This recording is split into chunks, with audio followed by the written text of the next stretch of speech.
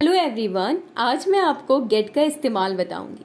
वैसे तो आपने गेट का इस्तेमाल पहले मेरे चैनल पे देखा होगा, तो आज मैं आपको गेट के कई यूज़ बताऊंगी। ठीक है, सो लेट्स स्टार्ट। सबसे पहले गेट का मतलब क्या होता है। गेट का मतलब होता है पाना, अगर इसको आप सिंपल इसकी मीनिंग जाने। लेकिन अगर गेट के साथ वर्ड्स ऐड होते हैं जैसे कि इन, ऑफ, ऑन, तो इसका मतलब बदल जाता है। जैसे कि गेट के साथ अगर ऑन ऐड है तो बन जाएगा गेट ऑन, और इसका मतलब हो जाता है जब आप किसी वाहन में चढ़ते हैं तब आप गेट ऑन का इस्तेमाल करते हैं। जैसे कि सबसे पहला यहाँ पे सेंटेंस है कि मैं बस में चढ़ा, तो आप कैसे बोलेंगे? आप कहेंगे I got on the bus. अब यहाँ पे गॉट क्यों आया है? क्योंकि यहाँ पे पास्ट टेंस हो गया है, मैं बस में चढ़ा। ठीक है, तो I got on the bus होगा। उसी तरह से गेट के साथ अगर ऑफ लगा देते हैं या डाउन लगा देते हैं तो बन जाता है गेट ऑफ या गेट डाउन, जिसका मतलब होता है जब आप किसी वाहन से उतरते हैं तो उसके लिए आप वर्ड इस्तेमाल करते हैं गेट डाउन या गेट ऑफ का। ठीक है, अब इसे आप सेंटेंस में इस्तेमाल करके देखें। जैसे कि वो कार से उतर रहा था। वो कार से उतर रहा था, तो आप कैसे कहेंगे? आप कहेंगे he was getting off the car. He was getting off the car, वो कार से उतर रहा था। उसके बाद गेट अवे विथ, इसका मतलब क्या होता है? गेट अवे विथ का मतलब होता है जब आपको कहना होता है किसी से कि वो बच निकला। ठीक है, तो आप इसके लिए बच निकलना, इसके लिए आप इस्तेमाल करें गेट अवे विद।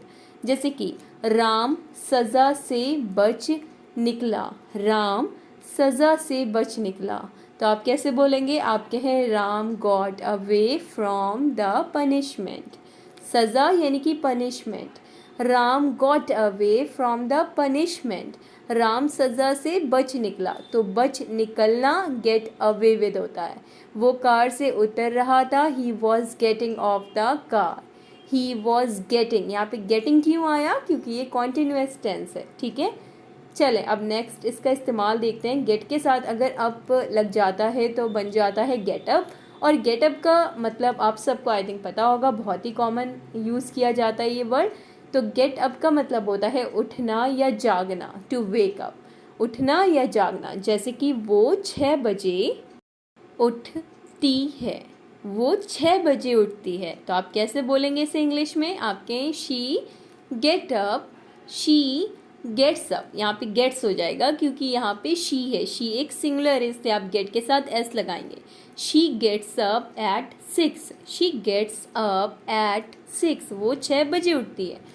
उसी तरह से खड़ा होना टू स्टैंड अप होता है। ठीक है, खड़े होना टू स्टैंड अप। जैसे कि सारे बच्चे खड़े हो जाइए, सारे बच्चे खड़े हो जाइए। आपको कहना है सभी से कि सभी बच्चे खड़े हो जाओ, तो आप कहेंगे get up all the students, get up all the students. सारे बच्चे खड़े हो जाइए या खड़े हो जाओ, get up all the students.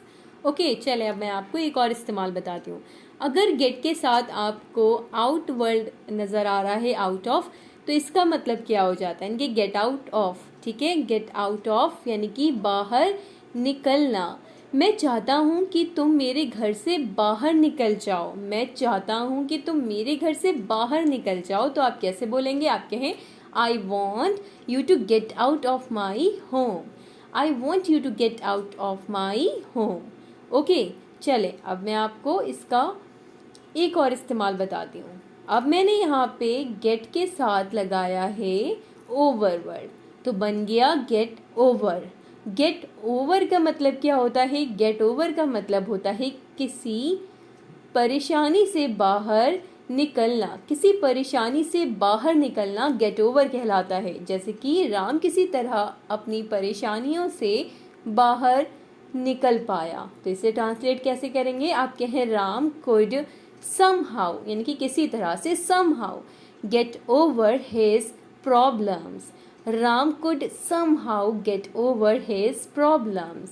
Okay, I hope आपको समझ में आ रहा होगा। चलें एक और इसका यानी कि एक और इसका इस्तेमाल देखते हैं गेट के साथ। अब मैंने यहाँ पे ओवर वर्ड को हटा करके यहाँ पे थ्रो लगा दिया है, गेट थ्रो।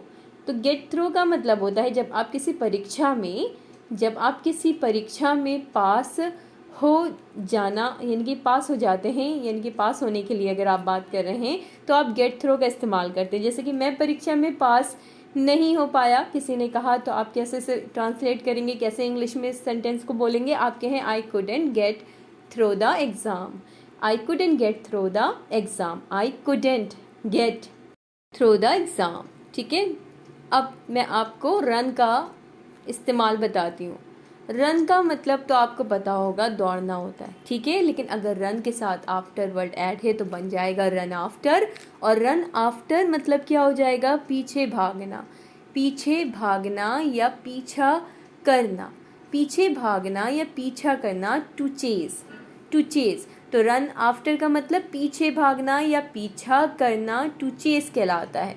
जैसे कि क्या वो पैसों के पीछे भागता है? क्या वो पैसों के पीछे भागता है? तो आप कैसे बोलेंगे? आप किसी से क्वेश्चन कर रहे हैं तो आप कहें does he run after money.